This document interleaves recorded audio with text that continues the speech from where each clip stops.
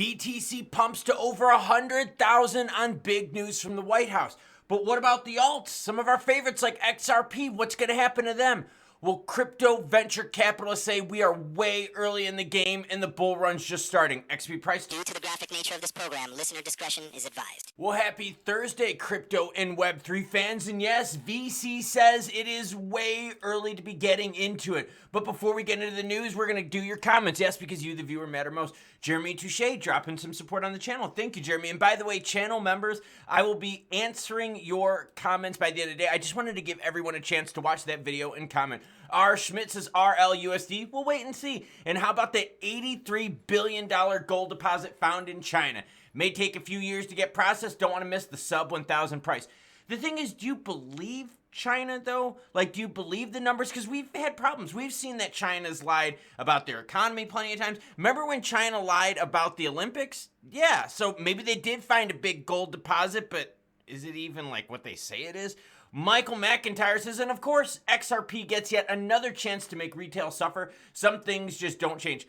I am not upset with the move, and I'm going to show you the chart and why I'm not upset. But first, Bitcoin sitting at $103,015, up 7% last 24. ETH 39.12, XRP at 237, while BNB's at 730. TRX at 33.9, while Sweep banging it at 420. Hey, Sweep fans, I like what I'm seeing here. ICP close to $15 at 14.68. Markets doing their own things. Talked about that yesterday, and you're still seeing it as we're right now registering at an 85 in altcoin season. Extreme greed is ticking up, but why? Because of the Bitcoin weighting. Market cap for crypto, all-time high right now at $3.7 trillion. Volume, you want a big number? How about $361 billion? You want even more bigger numbers? Oh, I've got your back. Bitcoin hits 100K as Trump names pro-crypto Paul Atkins as SEC chair. Yeah, it was confirmed yesterday by the Trump administration, and just like I brought the video last night, RLUSD was unable to launch yesterday. I will have updates as soon as I get those, so make sure you hit the subscribe button and notification bell. Since Election Day when it traded at 75,006. That's since Election Day. This is nuts. Bitcoin has gained over 36%, but we know the alts have gained like 300 to 400 to 500%. The rally began on November 6th, the day Trump's victory was projected, with Bitcoin soaring 6,000 in a single day. And today we're having it up over 7,000. Momentum has since accelerated as the market anticipates a regulatory shift, propelling the crypto to record-breaking highs. Year-to-date, BTC gains 130%. What about XRP and XLM gains in the last month? About 500%. Now let's get into even bigger numbers. You're going to notice a theme here as things get bigger. Ladies like it when it's bigger, not smaller. I'm not just talking about bank account balances either. I know, ladies, you like dudes for their personalities too, but let's be real here. A lot of these crypto bros are kind of on the weird side. BlackRock's BTC ETF becomes the most successful ETF even after it hit a mega milestone. Today, Bloomberg senior analyst Eric Balchunas confirmed that BlackRock's iShares BTC has reached $50 billion in net assets. Now, hold on. This is where the big numbers come into play, and I want you to think about this, okay? Notably, the BlackRock BTC spot product reached $50 billion in assets in 228 days. Beating the previous fastest record by a wide margin. The previous one, it took them 1,329 days to get to 50 million in assets under management. So BTC did it by 5-fold. Yeah, freaking nuts. Oh, by the way, here's the announcement from Eric Balchunas. And as always, any article you see in this video, along with all the other ones, will be linked to everyone in the description below. All right, let's talk about Circle. Not a fan of Jeremy Allaire, but I still bring you the news, whether it's good or bad, happy or sad. This is an interesting one. Listen to this one.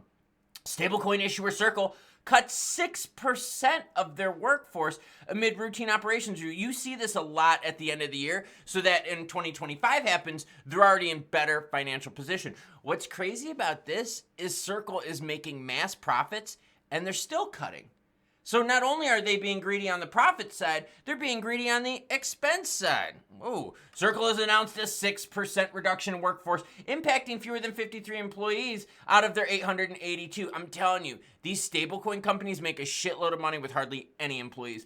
The stablecoin issuer has been proactive in positioning itself for long-term growth. Specifically, the firm has plans for an IPO, which it first communicated in May.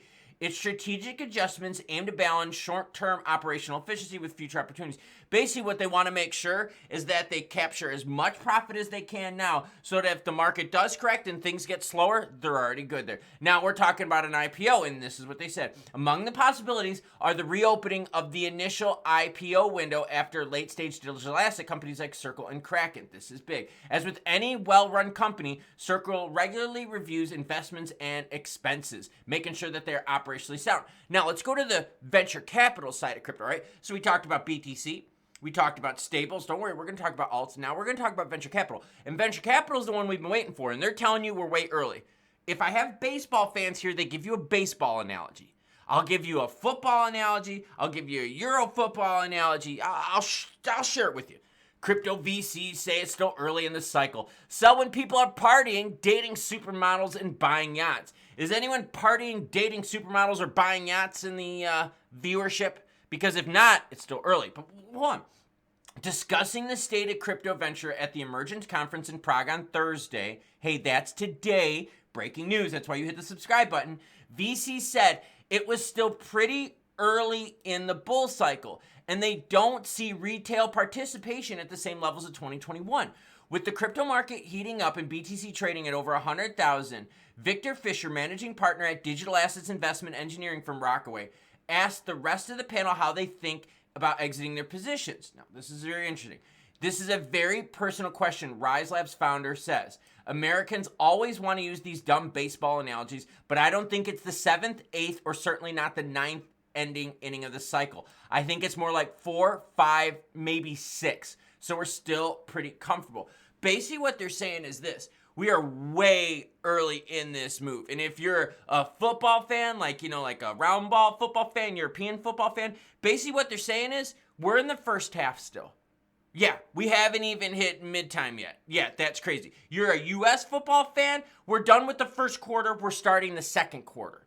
Yeah, this is cool. So VC is even saying that, we got plenty more time. Plenty more room to run. Now, are we seeing some softness in some of the alts? Yeah, we are. But we talked about this yesterday. We're okay with this. We're okay if we see softness in BNB, TRX, and XRP if it means that BTC is pumping. I would rather BNB, TRX, XRP, and the rest of the alts be soft based on BTC stealing the thunder rather than some bad news. We haven't had any bad news regarding the alts. We just haven't had any new good news. So what's happening is BTC is roaring. Trump's pick with the SEC, Paul Atkins, that gave BTC a boost. You remember that toy where if you squeezed it, the eyes would pop out in different sides? That's what's happening right now. Right now we squeezed it, BTC pops. Well, when BTC stalls and we push BTC back in, boom, alts pop out. When the alts stall, boom, BTC pumps out. We're still way early in this move. So it's good to see that the alts are reacting to BTC rather than reacting to bad news, of which, guess what, everyone? We really haven't had bad news. Now, let's talk about XRP price. Okay, we talked about the resistance above the 285 mark, but then we saw some moves right here, which were really shocking, some real low candlesticks. In fact, this one got us to 219.29, so we broke 220. Now, we're well above that right now, sitting at 237.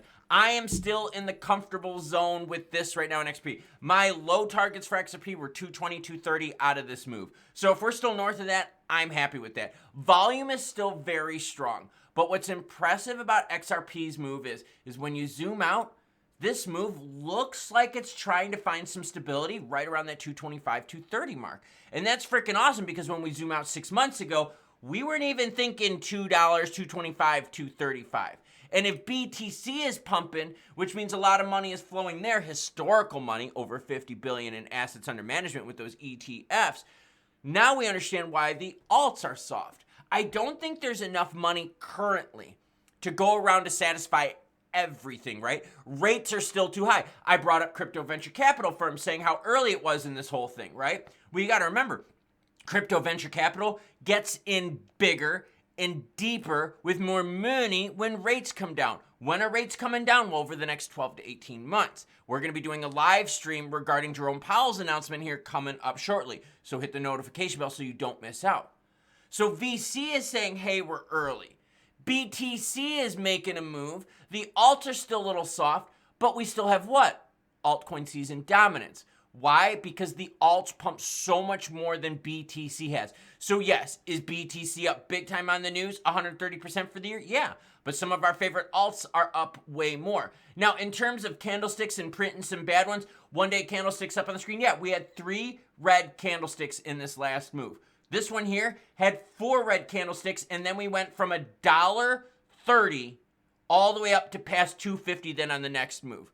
So am I worried? No. Are venture capitalists worried? No. Are we early in the game? You bet your butt. Have any regs taken effect? No, they haven't even been created yet.